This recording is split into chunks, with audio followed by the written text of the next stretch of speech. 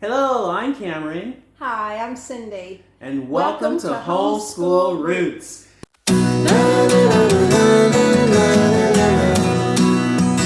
So today we're going to talk about something that I think any parent that is considering homeschooling is going to go over, and that is whether or not they should do private school or homeschool. So this video is already assuming you've made the decision and you watched another video on whether or not you really do want to pull your child out of public school and whether you want to go the private school route or the homeschool route. I mean, it's a very big decision because there are some very big contrasts between the two. Yes, there are. I think the very first consideration that you have to make is what's best for your family. Mm-hmm. What do you really think fits for you, your lifestyle, for your child, for your overall family life? Yes, we're going to talk in a minute about monetary considerations, but really in all of life, money should not drive the boat. Sometimes it does influence what we can do or what we can't do, but it's not our first consideration. What can we afford? The first consideration is what's the very best that we can offer for our child or our children. I agree. And going into the part where the family consideration, it's really important. The most important thing is you need to make sure that you and your spouse are making a decision together. Now, sometimes some spouses are more submissive than others, but if you end up browbeating your spouse into just accepting it, then you could end up into some real problems down the line. Because, for example, say you choose homeschool and then the kid has some problems in a subject, and even if the spouse doesn't go, see, he might say, oh, I knew this would happen. And that's kind of like a kick in the teeth, even like in a passive aggressive way. Right. And it works both ways. A spouse who feels pushed into going to the private school, there may be interpersonal conflicts with teachers or the child having conflict with other students.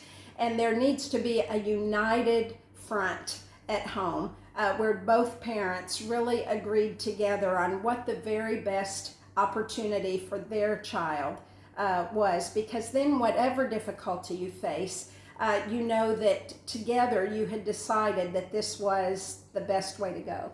Exactly. Now, what do you think might happen if, for example, you kind of decided on homeschooling and your husband is, oh, well, we can try it, but he's kind of lukewarm to the idea? Is it important for the spouse to be just totally on board, or would you go ahead if you really feel like it's the right thing, but your husband is lukewarm to it? Well, I think probably in most things in life, it's rare that anybody feels 100% that I know we're supposed to do this and only this. So I don't know that either one would feel that way.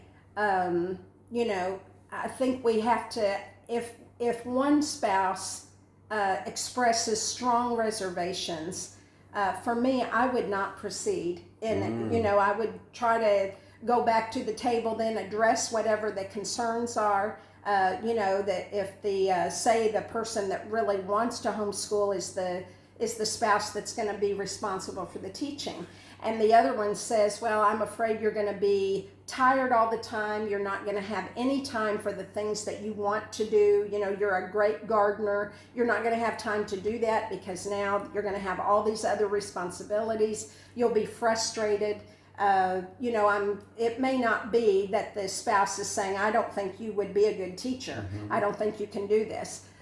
Their concerns may be from another area. Exactly. And so you really need, as in everything in marriage, communication is key. You need to really sit down and talk about it and with honesty bring out your reservations. Or maybe the spouse would say, well, I love the idea of homeschooling, but I'm concerned that you're only doing it or want to because I want. That's what I want, and I don't want you to feel pressured by me, so I'm holding back. You need good, honest communication is an absolute necessity. And I think that one thing that's important between men and women, I could tell you, overall, I'm not saying all, but I'd say overall, especially in the heat of the moment, women just tend to be a little bit better with words.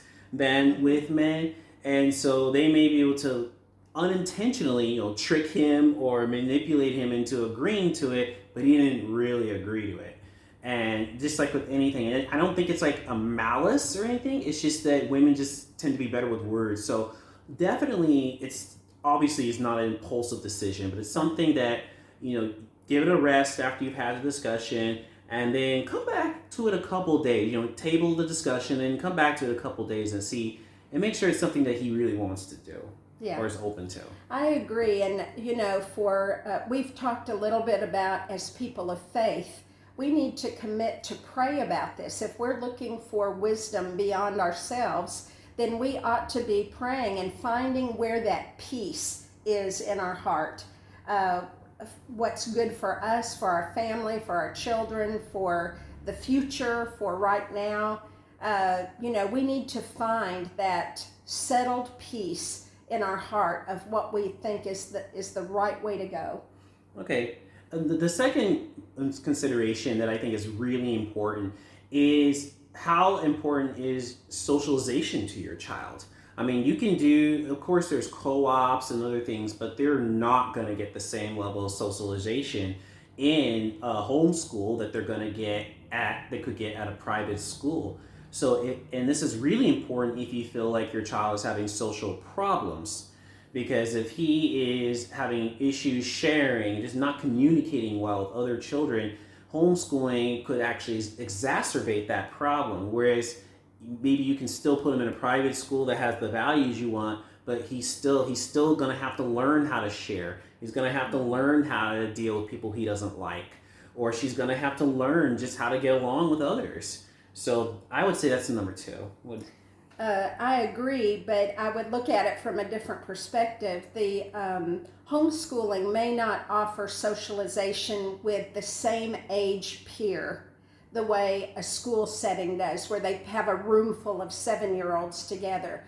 But what homeschooling does offer is more of a real world experience. Where else in the rest of your life are you going to be in an age segregated situation? Most of the time in social clubs or social activities in the workplace, you're going to be in a mix of generations, and you need to be able to have skills of dealing with all kinds of different people other than yourself. And, sometimes I think the school, where does your child come home with their bad language or, feeling pressured to wear designer label clothes and things like that? They get that from their peers. Where do all these crazy ideas of, everybody said, let's all do this, and you're like, where did that even come from? Well, it came from the rest of the peers that were the exact same age. I do believe that with homeschooling, you have to make an effort for socialization that you ordinarily wouldn't have to make if your child's in school. But there are so many opportunities for your child to benefit, not only from socialization with other children their age, but with other people who are not their age, a little bit younger, a little bit older. When I was part of a homeschool co-op and our girls were very small, the older children, my van would pull up. I had 5 girls that were 5 and under, so nobody could walk across the parking lot alone. I only have 2 hands, and they at that time were on car seat carriers, with the youngest 2. So those older kids would descend on our van as soon as I pulled up, and everybody grabbing a hand and taking a backpack and I can see that. And talking to the girls, and they learned social skills, they learned conversational skills, they learned to make friends with people that were a different age than they are, and I think that can be a great help. So it's not just that the only way for your child to be socialized is to put them in a room full of age-segregated peers. That's a very good point. So, and that's the point of this video, is just to have ups and downs. So I'm not advocating one for the other. I think every family has a different choice. Yeah. And that's why it's important to have like the diversity. And So I think that it's really important when you are making this decision for your child that you're just thinking about what's best for your family. So not just what's best for the child, but what's best for all of you. Yes. Because I mean, definitely sacrifices is part of being a parent. But if it's just something where you don't think you could sustain, Right. that's really important. I would say, and this is just my opinion, is if you are not a stay-at-home mom or stay-at-home dad, probably in a lot of cases, private school will be better. I would agree, especially with younger children. They need a lot of interaction and hands-on learning and a lot of dialogue, a lot of things that they are touching and feeling and manipulatives and things more than just someone on a screen talking to them. As children get older, into high school, a lot of their class time is taking notes anyway and looking at slides and things like that. And there are options there again where some online schools are in real time so that teachers can ask questions and students have access to information if they don't understand something. But especially when children are little, if at all possible, the teacher needs to be there and fully engaged with the child because so much of communication is body language and facial expression, and how much more for children that don't have the vocabulary to tell you what they're feeling or that they're not understanding. You don't know what you don't know. Exactly. So a child who is confused may not even be able to articulate, you lost me. I got you up to this point. But if you are there and you can see them struggle, you can hear their intonation and, see how comfortable they are with the material. Those are indispensable. And I realize, right now in the time that we're in, that a lot of children have to do online school, young children. But That's so sad. yes, I would say, as soon as you can get away from that, I would do it because young children need interaction. A child doesn't learn vocabulary and speech and English just by watching a talking head on a screen. So much of that is interaction that takes place person to person. And I'm going to tell you, I teach kids right now who are at home, and I do my best. I'm one of the top teachers, not to brag. I'm just saying that I'm qualified, and I got to tell you, I mean, the absorption rate of these kids who are just looking at me on the other side of a screen, most of the time they're doodling, they're not paying attention. I mean, especially the boys, it's really hard to keep them sitting still for 25 minutes. So imagine trying to place your child in front of a computer for hours. I mean, that's not what God intended for children. They need to be active and interactive, right? They need to move. And if you're teaching your child that they can have most of their interaction through a computer, that's not good because what if it's somebody they don't like? Well, on the computer, they could just block them. Well, you can't block everybody in real life that you don't like. So I'm strongly against. Sorry, not to be aggressive. I'm strongly advise against allowing just doing homeschooling with the computer. Yeah. So if you don't have the time to be able to be with them and interacting with them, I would go to private school. I think ordinarily there may be a scenario that you have that for whatever reason, but I think that's wisdom on, for 98% of the people. And even if you're like, oh, well, I have a part-time job. Well, I would say even then, because the schedules can fluctuate, co-op times change, and what if they're older and they start needing to go to labs and stuff like that, and the part-time job is not flexible. I mean, that's going to be a hindrance. Now, maybe if you have one of those, work at home jobs, that might work. But even then, I mean, because they still want you working when you're at home. So, Right. I mean, Well, so much of what you're saying, Cameron, is so true. And what the bottom line is, you are trying to figure out for your family what is the very best. And one of the things I hope that this channel will do for families is to help encourage every family that there is a way for your children to have an excellent education, for the family to be happy, to be a place of peace and nurturing, and that one size does not fit all. Amen. And that you have permission from other people, from other parents and other teachers that say, you know, there's not just one way. Mm-hmm. You need to find the way for your family that works. And hopefully we'll be able to help you do that.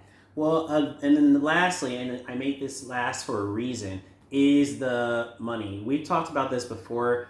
You should not do homeschooling to save money. No. But private school, usually, especially the better ones, the ones with the best reputations, are going to be quite costly. Mm-hmm. Yeah. And it would oftentimes it is cheaper to homeschool and then to do a private school. So. Right. It's not that homeschool is cheap. It will probably be less expensive than tuition because you're in your home.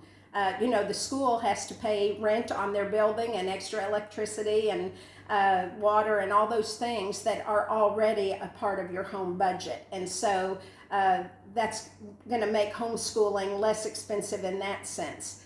But I agree 100% that you should not homeschool in order to save money.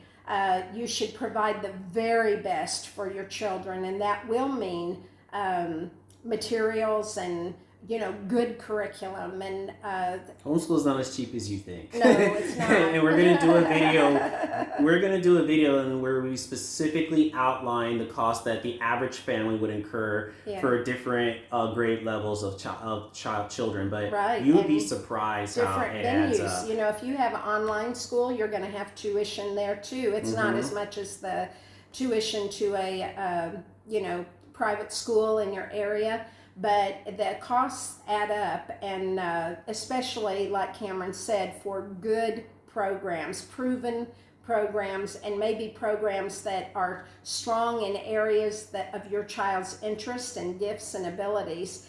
And so, you know, obviously in the world in which we live, everybody has to consider their budget and what they can do. But again, as a person of faith, I believe God can provide. If you feel that that this particular option of a private school is the very best for your child, and that it's what you know, is the best for your family, then I would look for whatever avenues might make that possible. Many times, if a parent has the ability to teach at a private school or be involved in some way on staff, that can reduce the tuition costs for their children.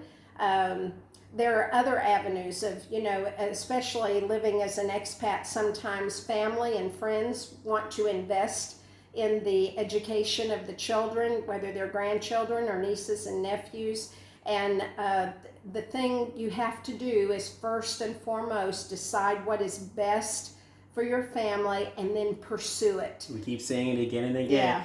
And I want to end with this. One of the most important things that you need to look at is make sure the reasons that if you are leaving the public school are not going to be existent at the private school, because just private doesn't always mean better. Right. And so we talked about things that the kids are here cussing and sex and just other things.